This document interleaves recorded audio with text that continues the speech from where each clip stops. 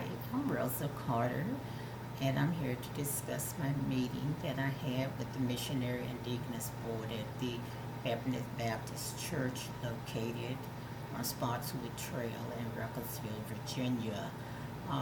July the 31st of 2022, we held our meeting at the church at 2 o'clock to 4 o'clock in the sanctuary. It started in the sanctuary, but it ended in the dining area.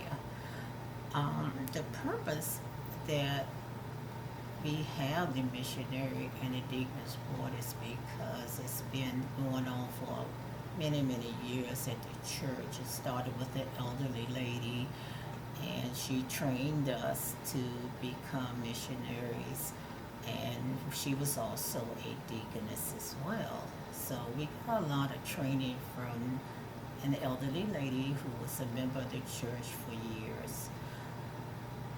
There's 6 members, 6 dedicated members. I have to say, very agreeable, and I appreciated them taking their time to stay and adjust whatever they had to do so we could have a meeting on Sunday. The purpose again is to just actually help people.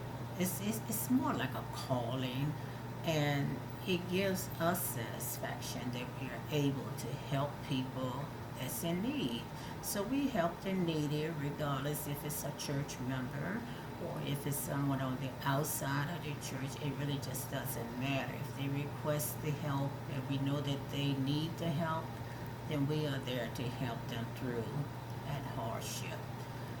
We all face hardships at times, and Lord said that we are here to help our neighbors because we are all brothers and sisters.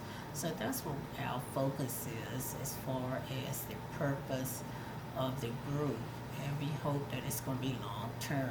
I have been involved with it as the vice president. I have a co-leader who is the president, and her name is Jackie, and we try to attend every meeting. We try to schedule it appropriately. I also review people who would like to become a missionary. Jackie actually does the training because she trained me as well, and she does a great job. But my involvement is that we have to interview the people and go through some other routine which is discussed with them. We just want to make sure that they are legit and really want to get out there and do the work. We go over our responsibilities and our duties because they are focused on our purpose. Um, our role is to release our minister from burnout, may as well say, because this takes a lot of work. He also visit people, but we do it on a weekly basis. And soon when we hear that someone from our church is ill, we have to go visit them as well. We have a funeral services, in preparations of food. And I will get more into details of some other things we do that I do along the way. This group is a closed group because of the confidentiality that we have to use. We don't give out people names, addresses, or phone numbers. We don't even give it out for our members without their permission. We don't publicize their names. It's just strictly confidential, and that is one of the biggest things that we train on as well. Now let's start with the meeting. We had the meeting in the sanctuary on the front row. Is where the 5 other members stood, and I stood at the podium for the opening. We do our opening with prayer. Then we either read scripture or we will pick a hymn from the hymnal books that we know, and we go forward from there. After once we get that done, we discuss our old business. Uh, I will lead them into it. I will read the minutes to them. Then we get the minutes approved, and then I have to sign off on them with my co-leader as well, who is our president, and we file that away. Now, once that was done, because we wanted to do exercise, we held off on our reports because we got up and we went to the back. I set up a prompt. It's a table with a bright tablecloth on it and candles and these 6 chairs in a circle around the table. And I use the table because we still take notes and it's just easier than just sitting around in open chairs.